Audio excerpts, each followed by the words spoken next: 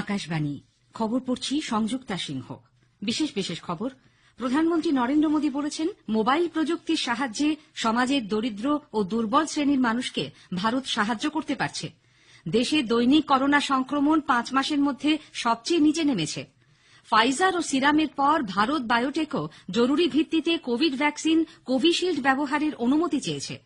কৃষক সংগঠনগুলির ডাকা ভারত বন্ধের জেরে দিল্লি মিরাট সড়ক অবরুদ্ধ। পশ্চিমবঙ্গে বন্ধের মিশ্র প্রভাব পড়েছে। আগামীকাল কেন্দ্র কৃষক সংগঠনগুলির সঙ্গে আরেক দফা বৈঠকে বসবে।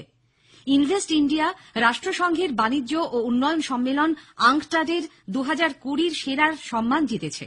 সিডনিতে আজ নিয়ম রক্ষার তৃতীয় টি20 ম্যাচে আর কিছুক্ষণের মধ্যেই ভারত ও অস্ট্রেলিয়া মুখোমুখি হবে। বিস্তারিত খবরে যাবার আগে মনে করিয়ে দিই, করোনা সংক্রমণ এড়াতে মাস্ক পরুন ও ঠিকভাবে পরুন, 2 গজ দূরে থাকুন, নিরাপদ দূরত্ব বজায় রাখুন, হাত ও মুখ পরিষ্কার পরিচ্ছন্ন রাখুন। এবার বিস্তারিত খবর। প্রধানমন্ত্রী নরেন্দ্র মোদী বলেছেন, দেশের ডিজিটাল সম্ভাবনা বিপুল এবং মোবাইল প্রযুক্তির দৌলতে সমাজের দরিদ্র ও দুর্বল শ্রেণীর মানুষকে ভারত সাহায্য করতে সক্ষম। চতুর্থ ইন্ডিয়া মোবাইল কংগ্রেসের ভার্চুয়াল উদ্বোধনের পর প্রধানমন্ত্রী আজ ভাষণ দিচ্ছিলেন। তিনি বলেন, প্রযুক্তি বিপ্লবের সঙ্গে সঙ্গেই মানুষের জীবনযাপন কিভাবে উন্নত করা যায় তার পরিকল্পনা করাও গুরুত্বপূর্ণ। Even 10 years back, it was difficult to imagine the kind of impact the mobile revolution has had in our country, society and the world. And the future that lies ahead will make the present system appear primitive. In this context, it is important to think and plan how do we improve lives with the upcoming technology revolution. Better healthcare, better education, better information and opportunities for our farmers, better market access for small business are some of the goals we can work towards. Covid অতিমারির সময় mobile প্রযুক্তি কিভাবে বিভিন্ন ক্ষেত্রকে সাহায্য করেছে তারও সপ্রশংস উল্লেখ করেন প্রধানমন্ত্রী।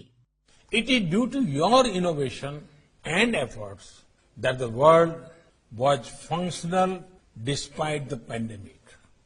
It is due to your efforts that a son connected with his mother in a different city, a student learned from his teacher without being in the classroom. A patient consulted his doctor from his home. A trader connected with the consumer from a different geography. It is due to your efforts that as the government, we are also working to unlock the full potential of the IT and telecom sector. দেশে দৈনিক corona সংক্রমণ ও মৃত্যু এক ধাক্কায় অনেকটাই কমেছে। স্বাস্থ্য মন্ত্রকের আজ সকালের রিপোর্টে জানানো হয়েছে, 24 ঘণ্টায় নতুন করে সংক্রমিত হয়েছেন 26,567 জন। 5 মাসের মধ্যে যা সবচেয়ে কম। সুস্থ হয়ে উঠেছেন 39,000-এর বেশি রোগী। একদিনে আরও 385 জনের মৃত্যু হওয়ায় মৃতের সংখ্যা 1,40,958 দাঁড়িয়েছে।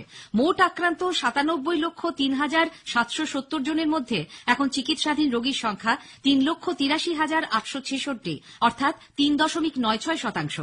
আরোগ্যের হার বেড়ে হয়েছে 94.59%। ফাইজারের পর সিরাম ইনস্টিটিউট অব ইন্ডিয়া এবং ভারত বায়োটেকও জরুরি ভিত্তিতে কোভিড ভ্যাকসিন ব্যবহারের অনুমোদন চেয়েছে। অ্যাস্ট্রাজেনেকা ও অক্সফোর্ড ইউনিভার্সিটির তৈরি টিকা ভারতে প্রস্তুত করছে সিরাম ইনস্টিটিউট। সংস্থার সিইও আদার পুনাওয়ালা জানিয়েছেন, ডিসিজিআই এর কাছে তারা কোভিশিল্ড ব্যবহারের অনুমতি চেয়েছেন। হায়দ্রাবাদের ভারত বায়োটেক তৈরি করছে করোনা ভাইরাসের দেশীয় টিকা কোভ্যাক্সিন। তারাও এর জরুরি ব্যবহারের অনুমোদন চেয়েছে ওষুধ নিয়ামক সংস্থার কাছে। উল্লেখ্য, আইসিএমআর এর সহযোগিতায় ভারত বায়োটেকের ভ্যাকসিন তৃতীয় পর্যায়ের পরীক্ষার স্তরে রয়েছে। কলকাতা সহ দেশের 18টি জায়গায় 22,000-এর বেশি স্বেচ্ছাসেবীর ওপর এই পরীক্ষা চলছে। বিশ্বের প্রথম দেশ হিসেবে ব্রিটেনে আজ থেকে কোভিড-19 ভ্যাকসিন দেওয়া শুরু হচ্ছে। ডাক্তারদের ক্লিনিকে পাঠানোর আগে ফাইজার ও বায়োএনটেকের তৈরি এই ভ্যাকসিন প্রথমে দেওয়া হবে হাসপাতালগুলিকে। গত সপ্তাহেই ব্রিটেন ফাইজারের ভ্যাকসিন জরুরি ভিত্তিতে প্রয়োগের অনুমতি দেয়। স্বাস্থ্য সচিব ম্যাট হ্যানকক জানিয়েছেন, কেয়ার হোমের আবাসিকদের ভ্যাকসিন দেবার কাজ যাতে সুষ্ঠুভাবে হয় তারা তা সুনিশ্চিত করবেন। 80 বছরের বেশি বয়সীদের ভ্যাকসিন দেবার ক্ষেত্রে সর্বোচ্চ অগ্রাধিকার দিচ্ছে ব্রিটিশ জাতীয় স্বাস্থ্য পরিষেবা। বিশ্ব স্বাস্থ্য সংস্থা হু ভারতীয় বংশোদ্ভূত অনিল সোনিকে হু ফাউন্ডেশনের সিইও পদে নিযুক্ত করেছেন। বিশ্ব স্বাস্থ্য বিষয়ক বিশেষজ্ঞ অনিল সোনি আগামী বছরের 1 জানুয়ারি দায়িত্বভার গ্রহণ করবেন। অন্ধ্রপ্রদেশে রহস্যময় রোগের প্রকোপ ক্রমশ বাড়ছে। পশ্চিম গোদাবরী জেলার এলুরু শহরে 480 জন এই অজানা রোগে আক্রান্ত হয়ে হাসপাতালে ভর্তি হয়েছেন। সুস্থ হয়ে ছাড়া পেয়েছেন 178 জনের মতো। পরিস্থিতি সরেজমিনে দেখতে এলুরু যান কেন্দ্রীয় দল ও বিশেষজ্ঞ চিকিৎসকরা। মুখ্যমন্ত্রী ওয়াইএস জগনমোহন রেড্ডি গতকাল এলুরু সরকারি হাসপাতালে গিয়ে রোগাক্রান্তদের ব্যাপারে খোঁজখবর নেন। খবর শুনছেন আকাশবাণী থেকে। কৃষক সংগঠনগুলির ডাকা ভারত বন্ধের জেরে দিল্লি মিরাট সড়ক অবরুদ্ধ। বিভিন্ন রাজ্যে পরিবহন, অফিস কাছারি, দোকান বাজারে বন্ধের প্রভাব পড়েছে। পুলিশের ব্যারিকেডের মধ্যেই দিল্লি ও হরিয়ানায় বিপুল সংখ্যক প্রতিবাদী কৃষক জমায়েত করেছেন। শান্তিপূর্ণ এই প্রতিবাদে অ্যাম্বুলেন্সের মতো জরুরি পরিষেবা ব্যাহত হবে না বলে আন্দোলনকারী কৃষকরা জানিয়েছেন। কংগ্রেস, তৃণমূল কংগ্রেস, বাম দলগুলি, Aam Aadmi Party, Samajwadi Party, DMK, TRS সহ প্রায় সব বিরোধী দল আজকের ভারত বন্ধকে সমর্থন করছে। এদিকে আগামীকাল কৃষক সংগঠনগুলির সঙ্গে কেন্দ্র আরেক দফা বৈঠকে বসবে। আম আদমি পার্টির নেতা দিল্লির মুখ্যমন্ত্রী অরবিন্দ কেজরিওয়ালকে গৃহবন্দী করে রাখার খবরে ব্যাপক চাঞ্চল্য ছড়িয়েছে, যদিও পুলিশ এই অভিযোগ অস্বীকার করেছে। আপের দাবি, দিল্লি হরিয়ানা সীমান্তের সিংঘুতে অবস্থানরত প্রতিবাদী কৃষকদের সঙ্গে দেখা করে ফিরে আসার পরে শ্রী কেজরিওয়ালকে গতকাল কার্যত গৃহবন্দী করা হয়। তাঁর সমস্ত মিটিং বাতিল করে দেওয়া হয়েছে। স্বরাষ্ট্র মন্ত্রকের নির্দেশেই দিল্লির 3টি পুর নিগমের মেয়ররা মুখ্যমন্ত্রীর বাসভবনের প্রধান ফটকের সামনে ধর্নায় বসেছেন বলেও আপের দাবি। কেন্দ্রের 3টি কৃষি আইন প্রত্যাহারের দাবিতে ডাকা ভারত বন্ধে পশ্চিমবঙ্গে মিশ্র প্রভাব পড়েছে। সকাল থেকেই অবরোধের জেরে শিয়ালদহ ও হাওড়া ডিভিশনে ট্রেন চলাচল ব্যাহত হয়। বিভিন্ন জায়গায় সড়ক অবরোধেরও খবর পাওয়া গেছে। কর্ণাটকের মুখ্যমন্ত্রী বিএস ইয়েদুরাপ্পা বলেছেন, রাজ্য ও কেন্দ্রের বিজেপি সরকার কৃষক দরদি। প্রধানমন্ত্রী নরেন্দ্র মোদী কৃষক স্বার্থ বিরোধী কোনো কাজ করবেন না বলে তাঁর দৃঢ় প্রত্যয় রয়েছে। রাজ্যে কৃষক সংগঠনগুলির ডাকা বন্ধ প্রসঙ্গে তিনি বলেন, রাজ্যবাসী এই বন্ধকে সমর্থন করছেন না। সিআইডি যুব মোর্চার গতকালের উত্তরকন্যা অভিযানের সময় বিজেপি কর্মী উলেন রায়ের নিহত হবার ঘটনার তদন্ত করবে। দলীয় কর্মীর মৃত্যুর প্রতিবাদে বিজেপির ডাকা 12 ঘণ্টার উত্তরবঙ্গ বন্ধে কোচবিহার জেলায় বিক্ষিপ্ত অশান্তির খবর পাওয়া গেছে। সকালে বন্ধ সমর্থকরা উত্তরবঙ্গ রাষ্ট্রীয় পরিবহন সংস্থার কেন্দ্রীয় বাস টার্মিনালে বাস চলাচল বন্ধ করে দেয়। মাথাভাঙায় 16 নম্বর রাজ্য সড়কে টায়ার জ্বালিয়ে চলে অবরোধ। জলপাইগুড়ি শহরে দোকানপাট খোলেনি, রাস্তাঘাট শুনশান। সরকারি বাস চললেও বেসরকারি বাস চলছে না। মালবাজার মহকুমাতেও বন্ধের ব্যাপক প্রভাব পড়েছে।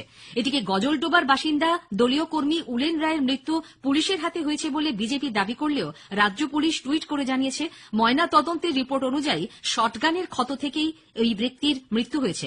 পুলিশ শটগান ব্যবহার করে না, তাই এটা অবশ্যম্ভাবী যে শিলিগুড়িতে গতকালের প্রতিবাদ বিক্ষোভের সময় সশস্ত্র লোকেদের আনা হয়েছিল, তারাই গুলি চালায়। খুব কাছ থেকে শটগানের গুলি লাগলে যে ধরনের ক্ষত সৃষ্টি হয়, নিহত ব্যক্তির শরীরে সেই রকমই ক্ষতচিহ্ন ছিল।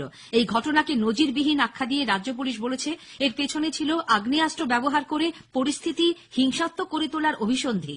সত্য উদ্ঘাটিত হবে এবং জঘন্য এই অপরাধে জড়িত সকলের বিরুদ্ধেই কড়া ব্যবস্থা নেওয়া হবে বলে পশ্চিমবঙ্গ রাজ্য পুলিশের পক্ষ থেকে জানানো হয়েছে। রাষ্ট্রসংঘের বাণিজ্য ও উন্নয়ন সম্মেলন আঙ্কটাডের 2020 সেরা পুরস্কার পেয়েছে ইনভেস্ট ইন্ডিয়া। জেনিভায় সংগঠনের সদর দপ্তরে গতকাল এই পুরস্কার প্রদান করা হয়।